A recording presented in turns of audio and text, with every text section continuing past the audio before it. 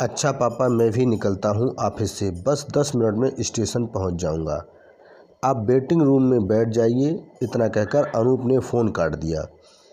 उधर ट्रेन में बैठे राघव जी और उनकी पत्नी माला ने भी बड़े उत्साह से अपना बैग अटैची संभाल लिया, क्योंकि दिल्ली का स्टेशन आने वाला ही था। गाड़ी भी रेंगने लगी थी। माला ने भावुक होते हुए कहा, पता ही नहीं चला कि 5 साल कैसे बीत गए। भोलो भी तो अब बोलने लगा है। राघव जी भी मुस्कुराकर बोले, हाँ, अगर उसने फ़ोन पर नहीं कहा होता कि दादाजी तब आओ दे, तो मैं तो नहीं आता। 5 साल में एक बार भी बेटे और बहू ने नहीं बुलाया। ओफो, आप तो हर समय झुंझलाते ही रहते हो। अरे बच्चे अपने काम में बिजी थे तो बुलाकर हमारी देखभाल कैसे करते। दोनों को ऑफिस जाना होता है, खाली घर में क्या करते हम। ठीक है ना, अब तो बुला लिया ना, पत्नी ने समझाते हुए कहा। अच्छा सुनिए, उनके फंक्शन में कुछ भी हो जाए, लेकिन तुम टेंशन मत करना, दिल्ली का सिस्टम अलग है। हाँ हाँ जानता हूँ, चलो प्लेटफार्म आ गया, राघव जी ने कहा और अपनी अटैची ट्रेन के डिब्बे की गैलरी में घसीटते हुए गेट की ओर चल दिए। पीछे पीछे बैग और पानी की बोतल संभाले माला भी चल रही थी। 5 साल पहले बेटे अनूप और शिखा ने दिल्ली में ही गुपचुप शादी कर ली थी। राघव जी और माला को जब पता लगा तो वे बहुत नाराज़ हुए थे। अब 5 साल बाद जब उनका पोता 2 साल का हो गया तो उसके जन्मदिन पर एक पार्टी का आयोजन दिल्ली के एक बड़े होटल में किया जा रहा है।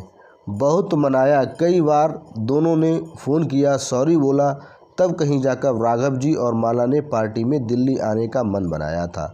लेकिन पक्का निर्णय उस समय लिया जब 2 साल के नन्हे भोलू ने अपनी तोतली आवाज़ में दादा दादी को इनवाइट किया, तो सारे गिले शिकवे भुलाकर दोनों ने रिजर्वेशन करवा लिया। राघव जी ने माला को हाथ पकड़कर प्लेटफार्म पर उतारा और अनूप को फ़ोन करने लगे। बेटा, हम प्लेटफार्म पर आ चुके हैं, तुम कितनी देर में पहुंच रहे हो? ओह पापा, बस आधा घंटा लगेगा, आप वेटिंग रूम में बैठिए, चाय बाय पीजिए, मैं ऑफिस से निकलता हूँ, अनूप ने उत्तर दिया। तुम अभी तक ऑफिस से निकले ही नहीं हो? तुम तो कह रहे थे कि 10 मिनट में। अरे पापा, एक इम्पोर्टेंट फाइल साइन करनी थी, बस निकल ही रहा हूँ 20-25 मिनट में। की बात के बीच में ही कहकर अनूप ने फ़ोन काट दिया। राघव जी स्वयं को शांत रखते हुए वेटिंग रूम की ओर चलने लगे। अभी तक जनाब ऑफिस से निकले नहीं हैं, अभी आधा घंटा लगेगा, पहुँचेंगे करीब 1-1.5 घंटे में। ऑफिस यहाँ थोड़ी रखा है, हद है। ओफो, अब क्यों बड़बड़ा रहे हो? आ जाएगा, काम कर रहा है, घूम तो नहीं रहा है ना, माला ने कहा। इसी आदत से मुझे चिढ़ है, हमेशा अनूप का पक्ष लेती हो। अरे जब उसे मालूम था कि हम आज आ रहे हैं तो क्या गाड़ी नहीं भेज सकता था स्टेशन? और फिर जब पार्टी आज ही है तो एक दिन की छुट्टी भी ली जा सकती थी। राघव जी बोले, छुट्टी की क्या ज़रूरत है, पार्टी होटल में है, सब कुछ तैयार करना तो होटल का काम है, हमें क्या, हम तो पैसे लेकर पहुंच जाएंगे बस, माला ने शांति से पुर पर चढ़ते हुए कहा। माँ बाप रिश्तेदार सबको चूल्हे में झोंको। और राघव जी झुंझलाने लगे। अच्छा बस करो, किधर जाना है? माला ने बात काटी। इधर चलो, वेटिंग रूम इधर है। राघव जी सूटकेस घसीटते हुए बढ़ने लगे। वेटिंग रूम में आकर हाथ मुंह धोकर दोनों ने एक एक कप चाय पी। लगभग आधा घंटा बीतने के बाद राघव जी ने फिर से अनूप को फ़ोन किया। हेलो, कहाँ हो? बस पापा, अभी पहुंचा, ऑफिस से निकल चुका हूं, ज़रा होटल में कुछ एडवांस देकर स्टेशन पहुंच रहा हूं, अनूप का जवाब था। अपनी जेब में रखते हुए राघव जी को खामोश देखकर माला ने कहा, क्या हुआ? अभी होटल जा रहा है एडवांस देने, उसके बाद यहाँ आएगा, राघव जी ने बिस्किट मुंह में डालते हुए कहा। चलो ठीक है, आ जाएगा। वैसे अभी 11:30 ही तो हुआ है, पूरा दिन पड़ा है, पार्टी तो शाम 7 बजे से है, माला ने कहा। लगभग 1 बज चुका था। दोनों बैठे बैठे ऊँघने लगे थे कि राघव जी ने फिर से अनूप को फ़ोन किया। तक घंटी बजती रही और कोई उत्तर न मिला। 2-3 बार फ़ोन करने पर भी कोई उत्तर नहीं मिला तो राघव जी झल्लाते हुए बोले, अब फ़ोन ही नहीं उठ रहा है। माला ने राघव को समझाया, क्यों गुस्सा कर रहे हो, ट्रैफिक में फंसा होगा, गाड़ी चलाए कि फ़ोन उठाए? आधे घंटे में आने को बोला था, 1.5 घंटा हो चुका है। ये क्या तरीका है? राघव जी के चेहरे पर अभी भी गुस्से का भाव था। दिल्ली का ट्रैफिक मालूम है, खामखा नाराज हो रहे हो। आ जाएगा, माला ने कहा ही था कि फ़ोन की घंटी बज उठी। राघव जी ने झट से फ़ोन उठाया। हेलो हेलो, कहाँ हो? उत्तर दिया, पापा सॉरी, मैं जाम में फंसा हूँ, पता नहीं कितनी देर लगेगी। मैं शिखा को फ़ोन करता हूँ, वह आपको लेने आ जाएगी। उसका ऑफिस स्टेशन के पास ही है। जब ऑफिस पास है तो पहले नहीं कर सकता था? ठीक है, करो, हम भी बैठे बैठे थक गए हैं, राघव जी ने कहा और फिर माला के पास जाकर बेंच पर बैठ गए। प्रतीक्षा करते करते 1 घंटा और बीत गया। लगभग 2 बज चुके थे। भूख भी लगने लगी थी और धैर्य भी साथ छोड़ रहा था। झुंझलाते हुए राघव जी ने कहा, क्या तमाशा लगा रखा है? ऑफिस पास है तो अभी तक नहीं आ पाई देवी जी। अच्छा बेवकूफ़ बनाया शहर वाले भी। अरे हमें अपने घर का पता ही तो बता देते तो हम खुद ही पहुंच जाते। आप बहुत जल्दी नाराज़ हो जाते हो। अपना काम एकदम छोड़कर कोई कैसे आ सकता है? वैसे भी पहली बार उसे देखेंगे, तब तक कल फ़ोटो में ही देखा है। अच्छा अब कुछ खा लीजिए, कहते हुए माला ने पूड़ी, आलू और अचार डिस्पोजल प्लेट में लगाया और प्लेट पति के सामने बढ़ा दी। लग रही थी, अतः सब कुछ भुलाकर राघव जी ने पूड़ी आलू खाए, पानी पिया और एक एक चाय का आर्डर देकर फिर इंतजार करने लगे। बज चुके थे पर अभी तक कोई नहीं आया था। राघव जी ने फिर फ़ोन किया तो अनूप ने कहा, अरे पापा, मैं तो समझ रहा था कि शिखा आपको ले आई होगी। मैं तो बड़ी मुश्किल से जाम से निकलकर अब घर की तरफ जा रहा हूँ।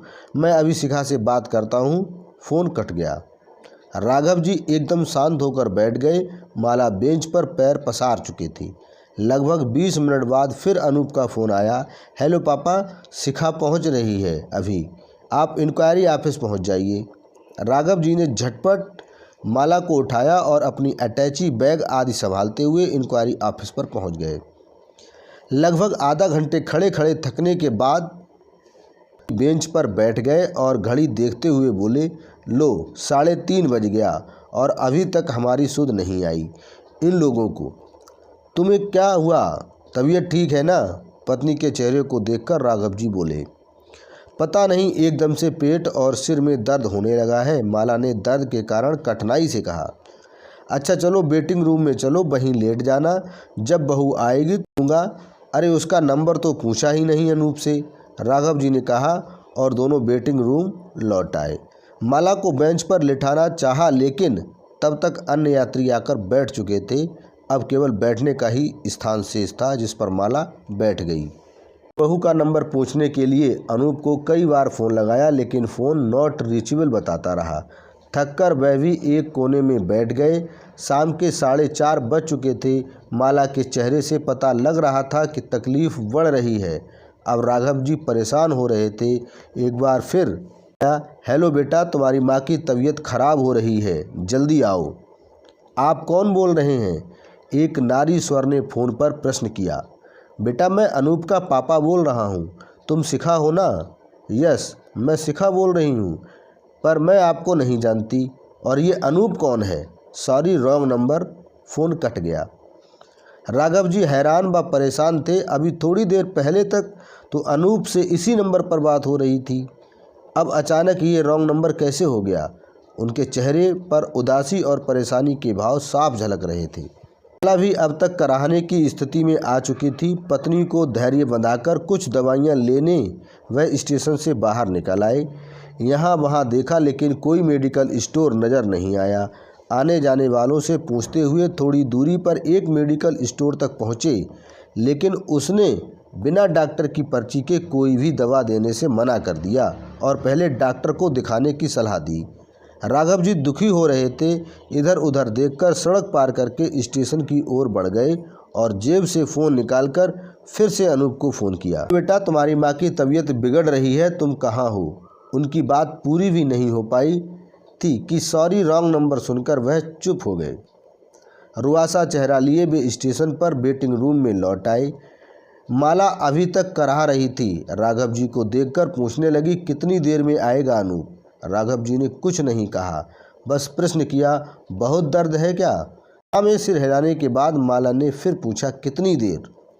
चलो बाहर किसी डॉक्टर को दिखा दूं, पता नहीं क्या हो गया अचानक। की बात काटते हुए राघव जी उन्हें उठाने लगे। अरे अनूप कब आएगा? आप कहाँ परेशान हो रहे हैं? उसको आने दीजिए, वही दिखा देगा, माला ने कहा। राघव जी ने माला से बिना नज़र मिलाए कहा, पता नहीं कब आएगा और तुम कब तक दर्द सहती रहोगी।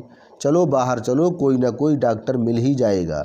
माला चलने को खड़ी हुई पर लड़खड़ाकर फिर बैठ गई।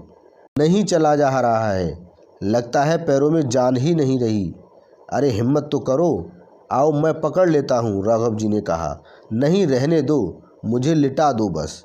माला ने आंखें बंद कर ली और बेंच पर ही लुढ़क पड़ी। राघव जी बहुत विचलित हो गए।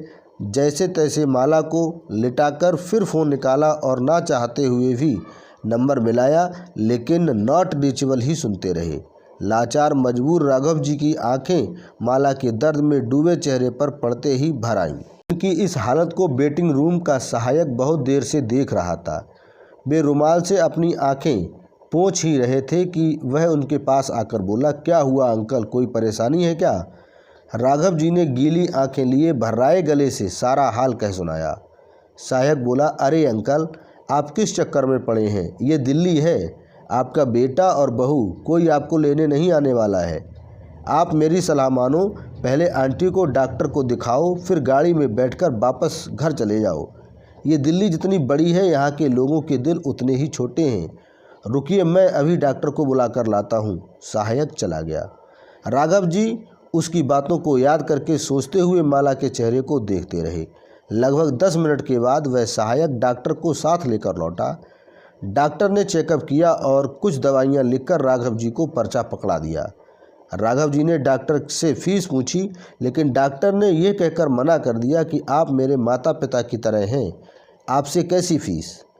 आप जल्दी मेरे साथ चलकर दवाइयाँ ले लीजिए, मेरा मेडिकल स्टोर भी यहीं पास में है। राघव जी डॉक्टर के पीछे जाने को उठे, तभी अचानक सहायक ने कहा, अंकल आप आंटी के पास बैठिए, मैं दवाई लेकर आता हूँ। डॉक्टर और सहायक को जाता देखकर राघव जी को आश्चर्य हो रहा था कि इस शहर में अपने भी बेगानों जैसे हो गए हैं। ये बेगाने लोग मेरी मदद कर रहे हैं। राघव जी माला के पास बैठ गए। लगभग 15 से 20 मिनट के बाद सहायक लौटा और उसने दवाइयाँ राघव जी को दे दी। उन्होंने माला को उठाकर दवाइयाँ दी। सहायक अभी तक पास में खड़ा था। उसने राघव जी से कहा, अंकल आप बरेली से आए हैं ना? हाँ, आज ही सुबह। तो राघव जी अपनी बात पूरी नहीं कर पाए थे कि सहायक ने कहा, जी मैंने देखा था अंकल, वही गाड़ी अभी 1 घंटे बाद इसी प्लेटफॉर्म से वापस जाएगी। यदि आप मेरी सलाह माने तो वापस चले जाइए, क्योंकि आपको लेने यहाँ कोई नहीं आएगा। अभी 4 दिन पहले आपकी ही तरह एक अंकल आंटी पंजाब से आए थे। इसी वेटिंग रूम में 2 दिनों तक अपने बेटे का इंतज़ार करते रहे, लेकिन वह नहीं आया और अंत में उन्हें भी वापस जाना पड़ा। वैसे यदि आप चाहें तो मुझे अपने बेटे का पता बता दीजिए, मैं आपको आपके बेटे के पास पहुंचा दूंगा। वह बात पूरी नहीं कर पाया था कि राघव जी ने जेब से 500 का नोट निकालकर उसकी ओर बढ़ाते हुए कहा, लो बेटे, दवाइयों के पैसे ले लेना और हम दोनों का वापसी का टिकट भी लेते आना। नोट लेकर सहायक चला गया। माला को दवाई से आराम मिलने लगा था। बरेली की ओर वापस जाने वाली ट्रेन भी प्लेटफार्म पर लग चुकी थी। टिकट लाकर और ट्रेन में आराम से बैठाकर सहायक ने कुछ बिस्किट, नमकीन, जूस के पैकेट और फल माला को दे दिए और उनके पास बैठकर अपने परिवार की बातें करने लगा। गाड़ी का सिग्नल हो चुका था। सहायक ने दोनों को अपनी यात्रा की शुभकामनाएं दी और उनके पैर छूकर वहां से चला गया। गाड़ी भी प्लेटफार्म से धीरे धीरे आगे बढ़ने लगी कि तभी अचानक फ़ोन की घंटी सुनकर राघव जी ने फ़ोन उठा लिया। हेलो पापा, कहाँ हैं आप? अनूप फ़ोन पर पूछ रहा था। सॉरी, रॉन्ग नंबर, कहकर राघव जी ने फ़ोन बंद कर लिया और खिड़की से बाहर तेज़ी से पास होते हुए स्टेशन को देखने लगे।